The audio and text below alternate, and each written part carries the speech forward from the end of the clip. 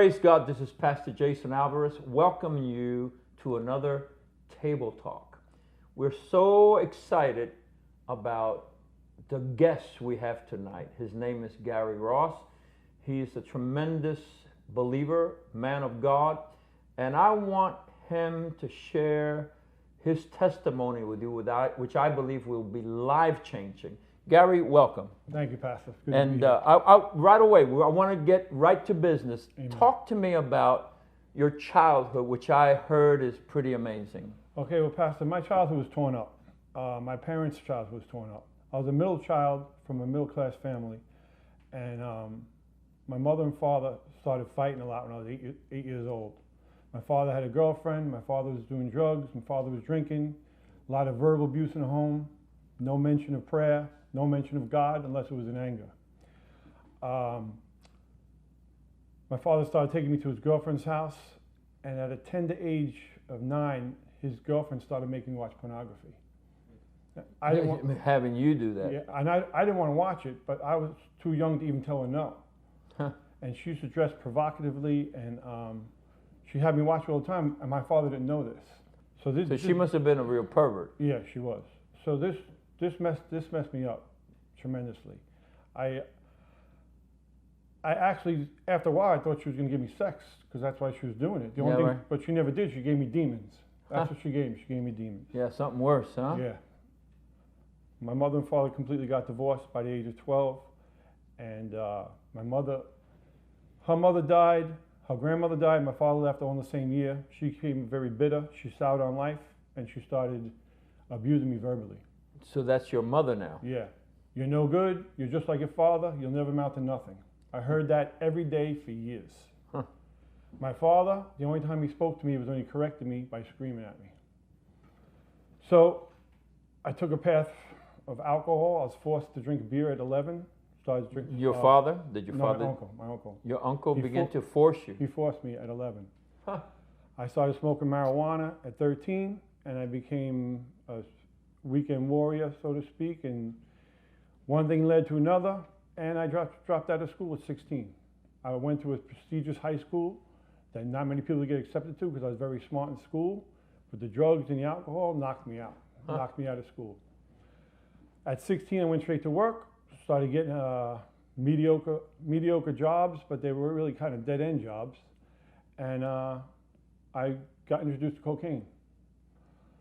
So you were doing, first you were doing, like marijuana, and then, and other drugs, alcohol, right. And then you started doing cocaine. Yeah, I got introduced to cocaine at about 22. Wow. And this is in Staten Island? Right. Right, okay. So I started using cocaine and selling cocaine. And I became very proficient at selling cocaine. I had a 9-year run selling cocaine. At one point, I had a $500 a day habit. Yourself? Every day. Every day. And I had kilos in my house at all times, so I never ran out of coke. I got arrested once, and I cleaned up my act a little bit as far as using, but I became a better drug dealer. Well, how was that? How did that happen? How did I get arrested? How did you get better? Because I stopped using so much, and now I was a businessman. So now I'm selling 2 kilos a week, and how much is that?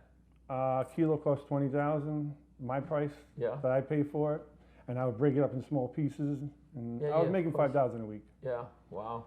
Now I was selling 2 kilos a week.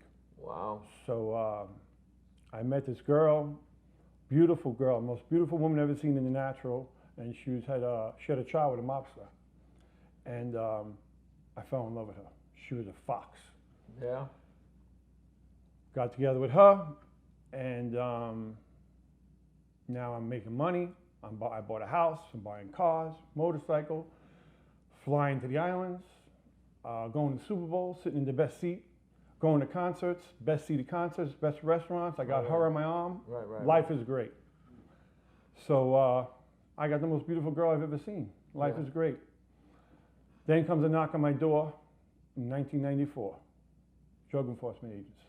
Wow. Kick my door down. I get arrested. When everything's said and done, I got caught with 5 pounds of cocaine. And 5 pounds. 5 pounds. Wow. 5 pounds, I don't know if you know what it is. It's like 2 Bibles. Yeah. Wow. 5 pounds of cocaine, and then I found out that they found my stash. $250,000 cash I had set aside. That was my profit money that I was saving.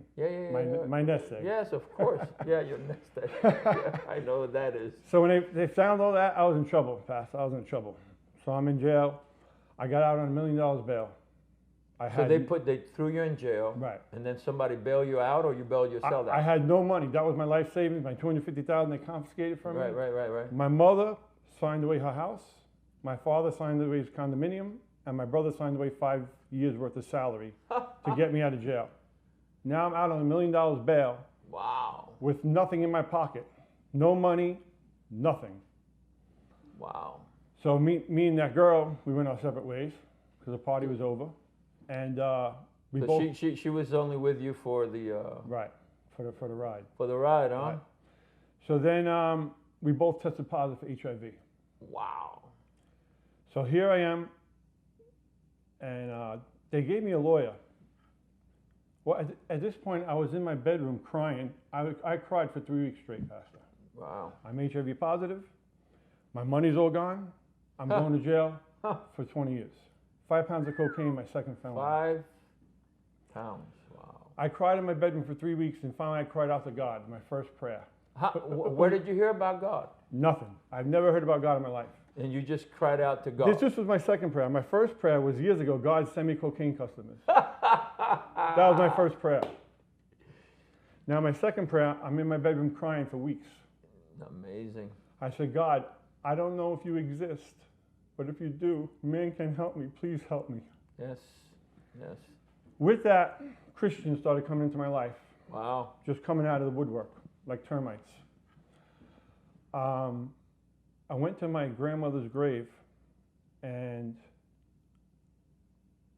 I was so broken, Pastor, so broken. I just wanted to turn into water and seep into the coffin. Yes, I understand that. A squirrel came, and it jumped on a tree, ran up the tree, looked at me, jumped to the other tree, ran down, and looked at me again. And I said, "This squirrel's crazy." I said, "God, are you trying to speak to me? If it is, make the squirrel do it again." He did the same thing again. That was God sending the squirrel. It sent me hope. Hope was sparked in my life. Yes. So with that, weeks going on, weeks going by, and I got arrested with 20 guys. It was a ring, a conspiracy. So you and 20 other guys were arrested at one time? Right. Okay. So now I'm not allowed to leave the state, and I'm waiting to get sentenced for 20 years. I was given a lawyer, and he told me, you got caught with so much cocaine that they're trying to charge you with 50 kilos a year that you were selling, even though I got caught with 5 pounds. Wow. So that was probably right. Yeah.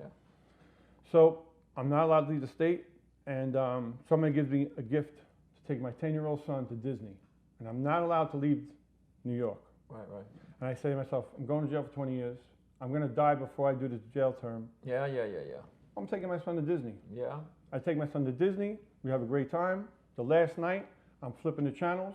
I see a born-again Christian telecast in Alabama. Wow. In the past, when I saw that, Pastor, I couldn't wait to change the channel. I watched the whole service. At the end of the service, they said, if anybody's going through trials or tribulations, write us. I took the address down, I went home, I wrote a letter. Dear sirs, 10 pages long, told my whole life story. Wow. I said, I tested positive for HIV, all my money's gone, I'm going to do 20 years in jail, I'm thinking about killing myself. Were you having suicidal thoughts? Yes. What were they like? Your life is over, there's nothing to look forward to. So it was all in your mind. The devil was attacking your mind. The devil was attacking me. He showed me a vision of me going to jail, getting sicker and sicker, and they let me out just before I died to go home and die in my house. He showed me a vision. It was a vision. Yeah. And I believed it. Yeah, and it was just tormenting day and night. Yeah. So I wrote that letter, sent it to Alabama. I get a letter back in the mail. The music minister of the church in Alabama, he had a similar childhood to me, so they picked him to write to me. He started telling me about Jesus. I never heard about Jesus, Pastor. Wow. Never. Is that amazing? Started telling me Jesus loves me. Jesus has a plan for me. Jesus wants to help me. He died for me. He wants to do all these things for me. So he wrote you that? Yes. And now I'm reading the letter. I go, this Jesus guy sounds good. I never heard of him. Is that amazing that you are in this country and never heard about Jesus? No. Were your parents Catholic? Yes. I went to Catholic church and I never heard about Jesus. Never. So, wow. At the end of the letter, he said, maybe it's God's plan for you not to go to jail. And then I took the letter and said, this guy's not in his right mind. This is my second felony, 5 pounds of cocaine, $250,000 cash. I'm getting 20 years. They gave me a lawyer. I got a lawyer for free. I got one of John Gotti's lawyers. Yeah. Really? Treated me like a father. He treated me like I was his son. He fathered me. Wow. Showed me love. He said, Gary, we're going to plead guilty right away. You're going to be the first one through the gate. You're going to plead guilty before all your co-conspirators, and we're going to ask for mercy. I said, all right. So I go before the judge. I go before the judge, and I go to see the judge with my lawyer and my family in tow to plead guilty. He goes, oh, no. I go, what? He goes, you see this judge? It was a female. He says, she hates men. She hates drug crimes. She even hates her husband. I said, oh, God. So I went to plead guilty before her, and I pled guilty. She goes, come back in 8 months, I'll sentence you. And the reason why there was so much time, because all these other people in the ring had to go to get sentenced. Wow. So 8 months, right. Man. Now this man from Alabama, he's writing me every 3 weeks. That is so ministering beautiful. to me about Jesus. That's Sends awesome. me a Bible. And at the end of the letter, he keeps telling me, the whole church is praying for you.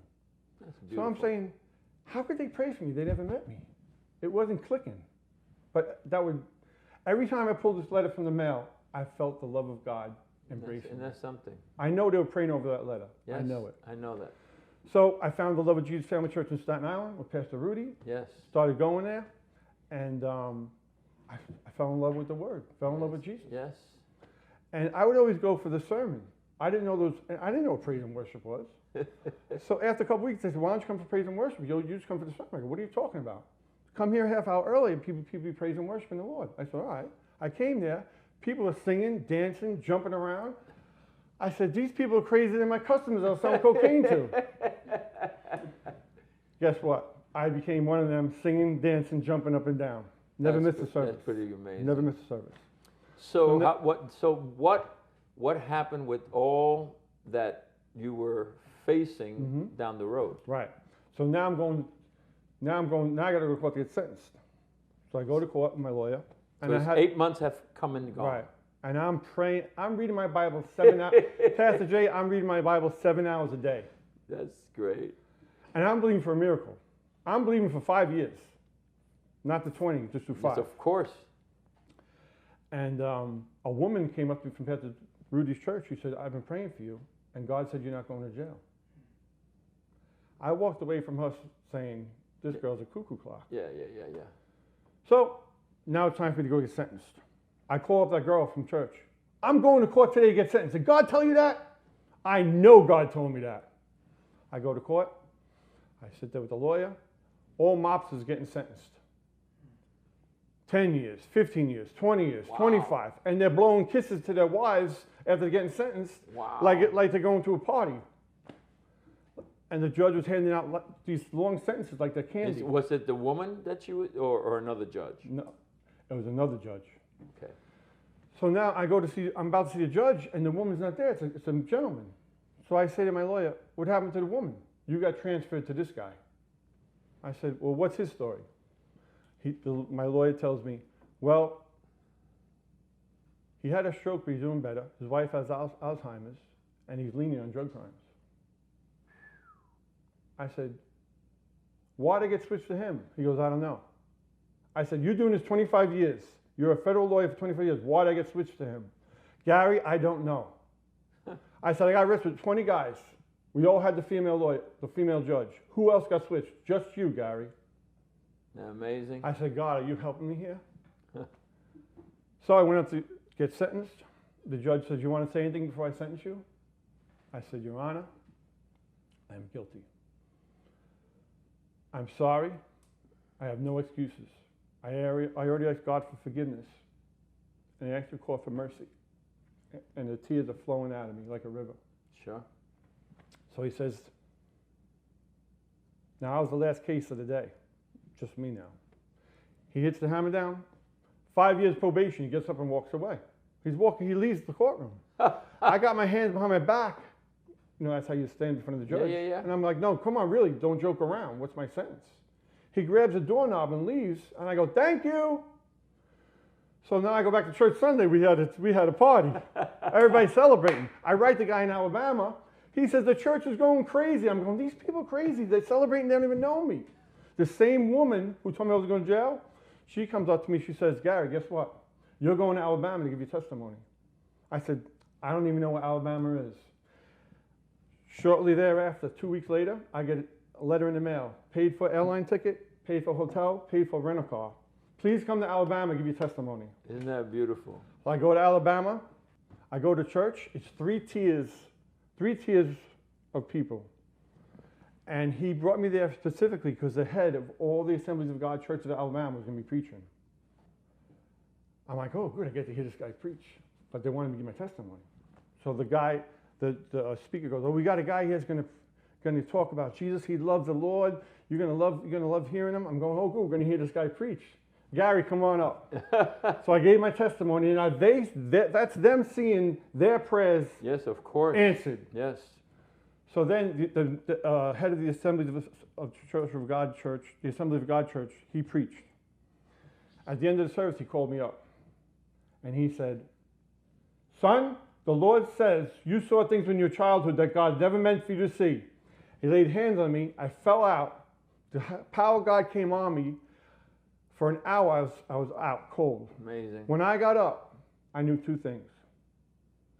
I knew that I was never going to quit on God, and God was never going to quit on me. And I got a never give up spirit that day. Amazing. What a testimony, man. I tell you, and have you ever been tempted to kind of go backwards? Oh, let me explain something to you. I had a $500 a day cocaine habit. Right. Pastor, Right. and I drank beers, I did it all. It's like I never touched drugs in my life. So never. God just eradicated all that stuff out of you. He took it out. That man died. It doesn't exist. That's so beautiful, man. It doesn't exist. I have no temptations, no urges, In no that thoughts, area. nothing. And did you ever see that girl again? That's a good question. I tried to bring her to the Lord, and she wouldn't come, and she died a horrible death of AIDS in the year 2000. Wow. So what has happened now throughout all these years with what they diagnosed you with? My doctor told me, Gary, I don't know what you're going to die from, but you're not dying of HIV. The doctor told me that. My health is extraordinary. God gave me a job doing concrete work as a concrete laborer. It's the most physically demanding, laborious job in the United States. I did it for 10 years and didn't blink. Is that amazing? How did you ever sense the healing? Was it a gradual healing? Was it a boom, like a miracle that just happened? I remember I came to your office one day and I told you. I remember. And you told me meditate on healing scriptures. Yes. Pastor Jason, I meditate on the healing scriptures for an hour a day, every day, for 20 years. Never give up. Not accepting no for an answer. Yes. And my health is impeccably great.